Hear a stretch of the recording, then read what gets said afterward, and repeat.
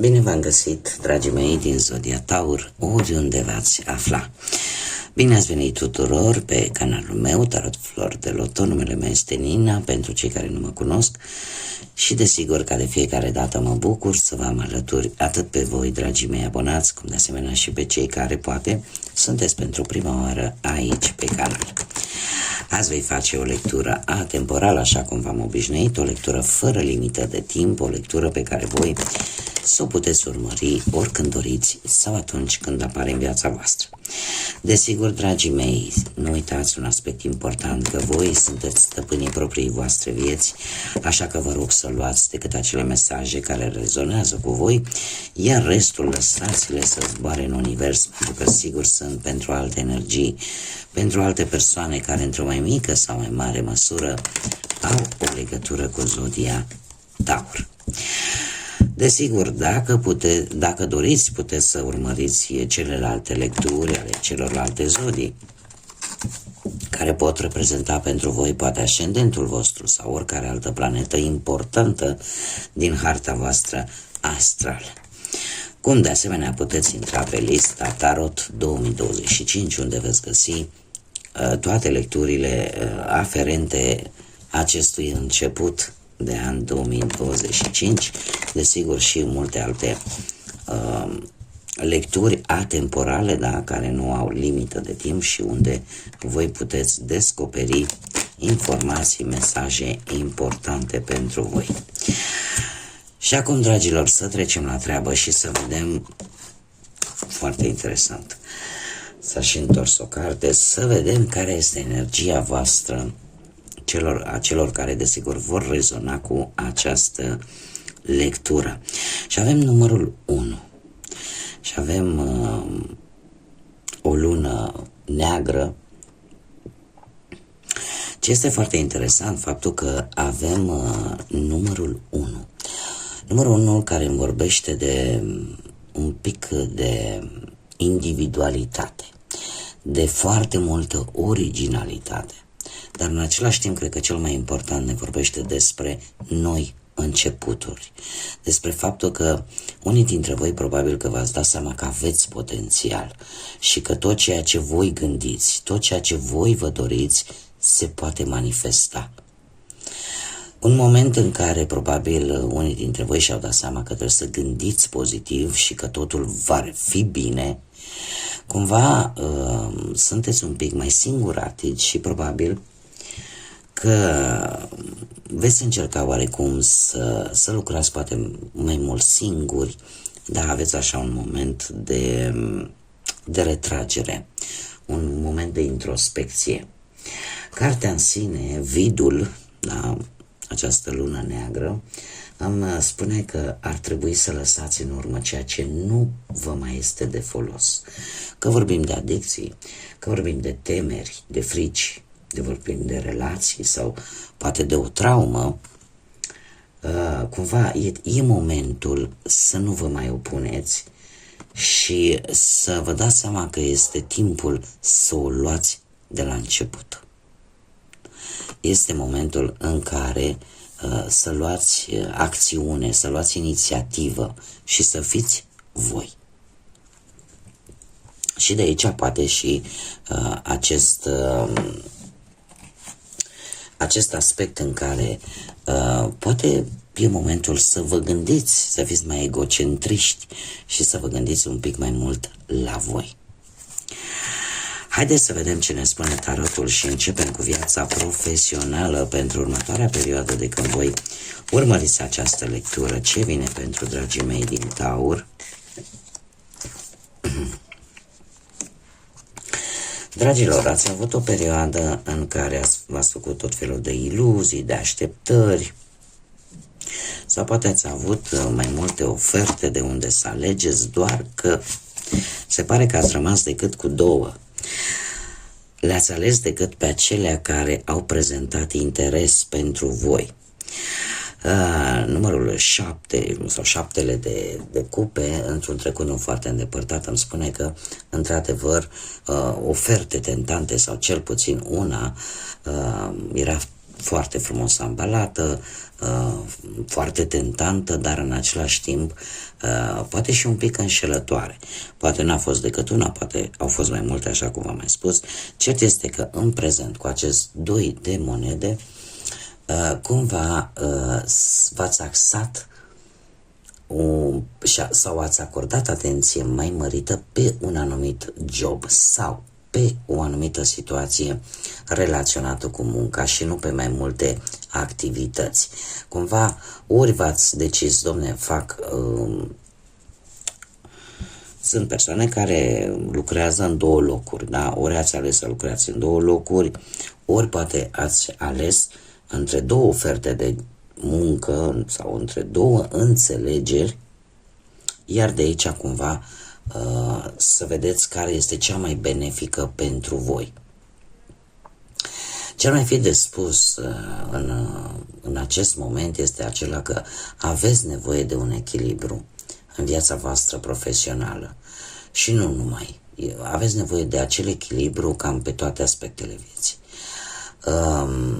Sunteți un pic mai atenți pe ceea ce este mai important pentru voi și probabil că nu o să mai fiți așa înșirați în 50.000 de locuri și acest lucru poate să fie.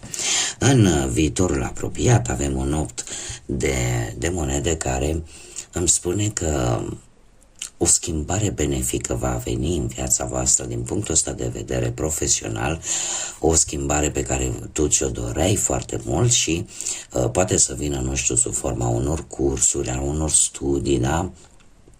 Tot ce are legătură cu viața profesională și eu aș mai spune că chiar dacă unii dintre voi la locul de muncă veți primi poate mai multe responsabilități sau pentru a vă angaja la un job vi se vor cere mai multe lucruri, se pare că ai capacitatea și o vei face de a duce la bun sfârșit toate aceste cerințe. De asemenea, unii dintre voi chiar pot obține un job care vă va pune la probă abilitățile voastre, dar este un job care cere sau are, mai bine spus, o anumită exigență, da? Este un job foarte, foarte exigent, da? În care atenția la detaliu este una foarte importantă. Mergem mai departe și haideți să vedem pentru dragii mei din Taur ce vine pe plan material, cu finanțele, cum stăm. Dragilor, cu finanțele aș spune că ați avut de asemenea niște oferte destul de tentante care sunt relaționate cu banii, poate propuneri, poate ceva așa. Și am impresia că este legată strict și de partea profesională. E posibil ca propunerile, ofertele pe care voi le-ați primit relaționate cu munca să aibă legătură și cu banii. De ce? Pentru că vedem aici tentația de a face bani relativ un pic mai ușor, dar o ofertă destul de tentantă pe care voi, dragilor, aici am un 3 de bâte, un 3 de bâte care mie îmi spune că în acest moment ori ați știut cum să manevrați exact această oportunitate pe care voi ați avut-o relaționată cu banii și din câte văd aici, ați știut cum să o manevrați. De ce? Pentru că diavolul nu este mereu o carte negativă, da? Mai ales când vorbim de bani. Și aici eu văd că ați profitat din plin de o anumită situație pentru a câștiga o anumită sumă de bani, iar în prezent, cu acest 3 de bâte, cumva lucrurile parcă încet se îmbunătățesc. Sunteți într-o situație în plină desfășurare. Unii dintre voi poate așteptați o anumită sumă de bani de la distanță sau în urma efectuării unui studiu. Sunteți destul de hotărâți să dețineți controlul unei situații financiare. Ce îmi spune această preoteasă, mare preoteasă din viitorul apropiat? Îmi spune că trebuie să aveți un pic de grijă cu un anumit personaj care e posibil să nu fie în totalitate cinstit cu voi și să fie lucruri pe care să vi le ascundă, da? Să nu vi le spună. Sau poate chiar voi va trebui la un moment dat să luați decizia să nu mai dați toate detaliile în ceea ce privește ori o situație financiară, ori propria voastră situație financiară. Adică să se știe decât strict atât cât trebuie să se știe în ceea ce privește viața voastră materială, da? Vis-a-vis de bani. Marea preoteasă este, cum să spun eu, vine cu această tentă de secretism, de lucruri care nu se spun. Se știu, dar nu se spun. Așa că e ca și cum ai zice, am un as în mânecă pe care va trebui să-l folosesc decât la momentul oportun, la momentul adecvat. Haideți să vedem cu dragostea cum stați și începem prima oară cu cei care sunteți deja într-o relație și avem spânzuratul. Dragilor, la voi, pentru unii dintre voi, desigur, care veți rezona cu aceste mesaje, se pare că lucrurile au fost un pic blocate într-un trecut nu foarte îndepărtat. Spânzuratul îmi spune că unii dintre voi ați avut așa o relație un pic ambiguă în care acu era bine, acu nu era bine, în care unul dintre voi s-a sacrificat poate mai mult, renunțând chiar la propria voință pentru a face ca relația să meargă. Sau poate, pur și simplu, a trebuit să luați o decizie în ceea ce privește relația voastră sentimentală, dar ați tot amânat-o.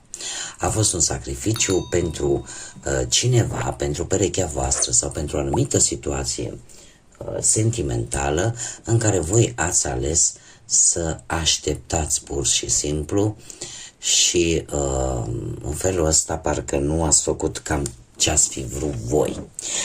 Ce avem în prezent? Așteptarea voastră se pare că într-un fel sau altul a dat roade. De ce? Pentru că în prezent avem o 6 de bâte care mie îmi spune că îmbunătățirea în relație deja a început și e posibil ca chiar unii dintre voi să aveți în plan, în discuție, oficializarea relației sau, cum am mai spus, pur și simplu realizarea unei sau rezolvarea unei anumite situații la nivel de relație sau ce ar mai fi de spus, cumva parcă nu vă mai interesează nici invidia, nici bârfa altora. Important este ca relația voastră să funcționeze. Viitorul apropiat vine pentru voi cu acest cavaler de monede care vă și reprezintă, dar reprezintă zodiile de pământ, Taur, Fecioară, Capricorn, care îmi spune că lucrurile se vor desfășura destul de lent, dar în direcția bună. Cavalerul de monede vine cu lucrul în comun, vine cu foarte multă răbdare, vine cu un bun comportament, cu o stare foarte mare de responsabilitate în care poate voi, în mod special, încercați să căutați siguranța celor dragi, al persoanei voastre dragi sau poate cei care aveți copii, un moment în care încercați oarecum să vă țineți poate de un anumit compromis sau să vă țineți pur și simplu cuvântul, da? Să vă onorați cuvântul dat.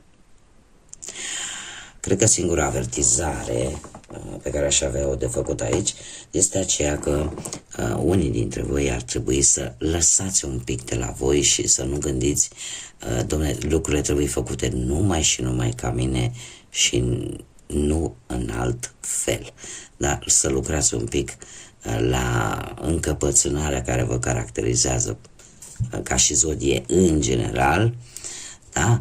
Și să lăsați posibilitatea, poate și perechii voastre să-și spună punctul de vedere.